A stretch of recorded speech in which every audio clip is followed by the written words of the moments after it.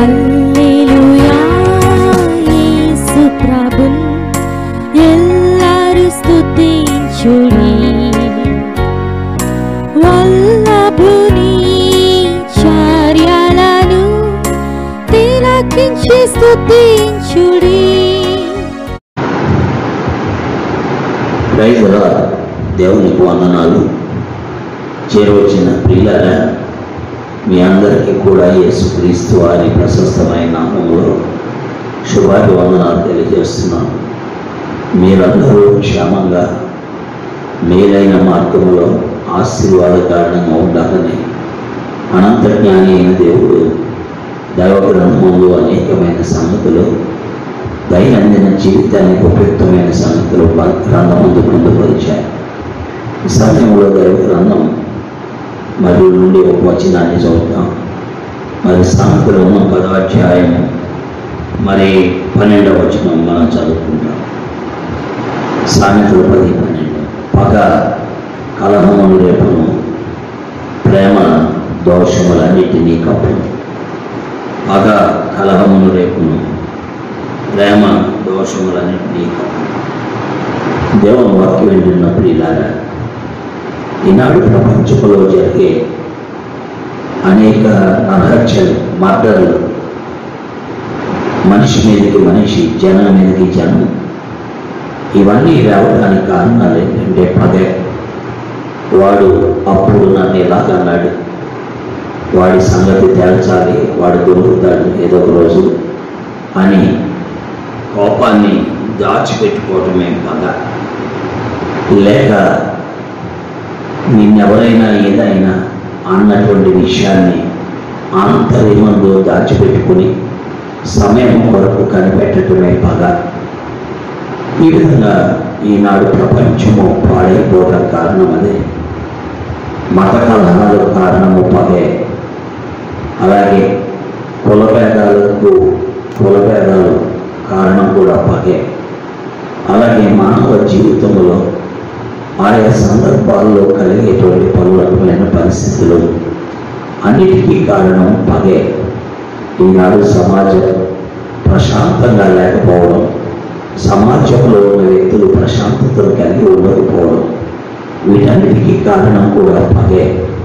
పిల్లల ఈ పగ మానవుల మధ్య వివాదాలు, మానవుల మధ్య కలహాలు, మానవుల మధ్య దెబ్బలాట్లు, మానవుల మధ్య పోల్చుకొని చనిపోయే పరిస్థితులు, మానవుల మధ్య ఒకరిని హత్య చేయుట, లేక నరహత్య చేయుట, లేకపోతే వారిని హతమార్చుట, వీటన్నిటి కారణం పగే. పగ కలహమును రేపుతుంది. పిల్లలు రోజు పేపర్లో మనం చదువుతాం రాజకీయవేత్తల గురించి. వారు ఇలా చేశారు, వారు అప్పుడు అలా చేశారు కాబట్టి మేము ఇప్పుడు ఇలా చేస్తున్నాం, వీరు ఇప్పుడు ఇలా చేశారు కాబట్టి రేపు మేము అలా చేస్తాం. ఇవన్నీ కూడా కారణం పగే. ప్రియ స్నేహితులారా, రాజకీయవేత్తలారా, సమాజం బాగోవాలంటే మంత్రులారా పగ పట్టకూడదు. ఒకవేళ ఎదుటి వ్యక్తి తప్పు చేసినా తప్పు క్షమించాలి, క్షమించి వదిలేయాలి. తప్ప పగబట్టి వాడు అప్పుడు ఇలా చేశాడు కాబట్టి ఇప్పుడు మా చేతుల్లో అధికారం ఉంది కాబట్టి ఇలా చేస్తామని అనుకోడు. అలా అంటే దాన్ని పగ అంటారు పిల్లలు. అలాగే విద్యార్థులు, అలాగే సమాజంలో నివసించే ఏ వ్యక్తి అయినా సరే గమనించి గుర్తిరిగి మనము ప్రభువు వెంబడిద్దాం. ఈ పగ వల్ల మనుషులు బంధువులైనప్పటికీ పగ మనుషుల మధ్య వివాదాలు రేపుతుంది. రక్త సంబంధులైన పగ కలహం రేపుతుంది. ఒకే గర్భాన పుట్టిన బిడ్డలైనా సరే పగ వారి మధ్య భయంకరమైన కలహాలు తీసుకొస్తుంది. ఇవన్నీ కూడా ప్రమాదకరమైనవే పిల్లలు.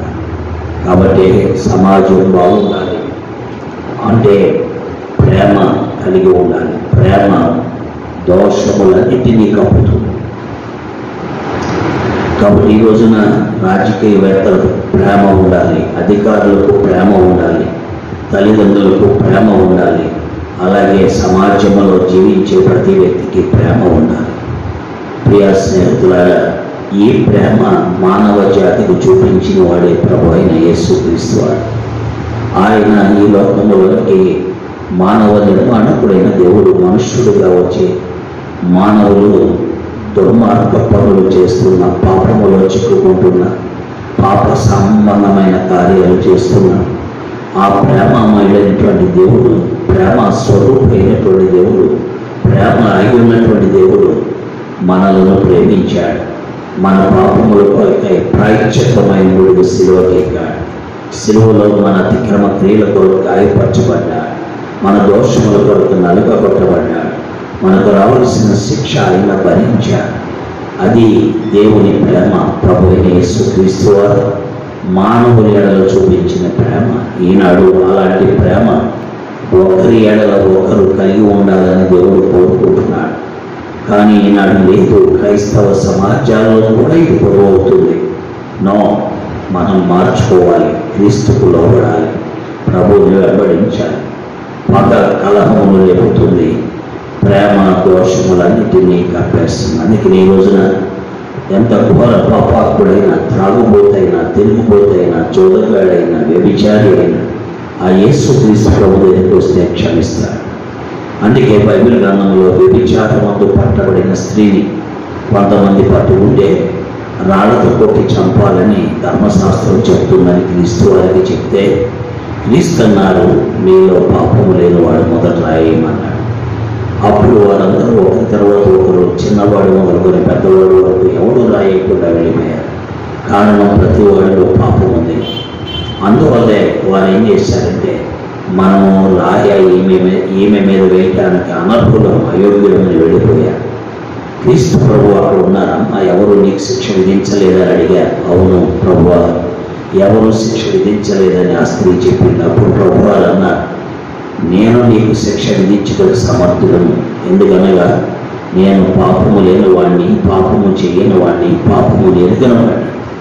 అయినా నీ కొరకై ప్రాణం పెట్టడానికి, రక్తం చెల్లించడానికి, శిక్ష అనుభవించడానికి వచ్చిన వాడిని క్షమిస్తున్నాను, ఇక నువ్వు పాపము చేయకని ఆ ప్రభువారు ఆ స్త్రీతో మాట్లాడాడు.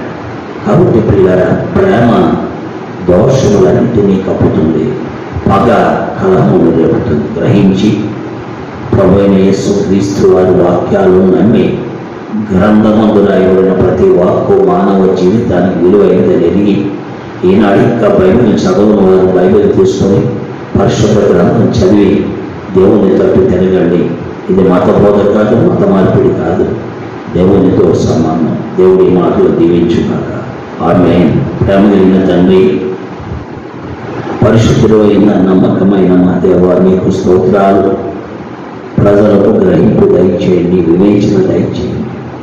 ఈనాడు సమాజం పాడైపోవడానికి కారణం మాలో ఉన్న కోపము, మాలో కోపమును దాచుకోవడం ద్వారా కలిగే పగ, వీటి ద్వారా కలిగే వివాదాలు, ఎన్నో రకాలైనటువంటి పరిస్థితులు తండ్రి. ఈ విధంగా సమాజం పాడైపోయింది. రాజకీయవేత్తలు కూడా దేశాన్ని ఉద్ధరించవలసిన వారు దేశంలో కలహాలు లేపుతూ, మత పార్టీ విభేదాలు కల్పిస్తూ, మత భేదాలు కల్పిస్తూ నానా రకాలైన పరిస్థితులను సృష్టిస్తున్నారు. వీటన్నిటి నుండి తప్పించండి తండ్రి, సహాయం చేయండి. ప్రజలకు వివేచన కలుగజేయండి. విన్నవారందరికీ గ్రహింపు ఇవ్వండి. యేసుక్రీస్తు వారి దివ్య నామంలో ప్రార్థిస్తున్నాను తండ్రి. ఆమేన్. ప్రైజులాడండి. అందరికీ వందనాలు. దేవుడు మమ్మల్ని దీవించి ఆశీర్వదించి తన వాక్యమును గ్రహింపులో తెచ్చును కాక. దేవుని స్తుతించుడి,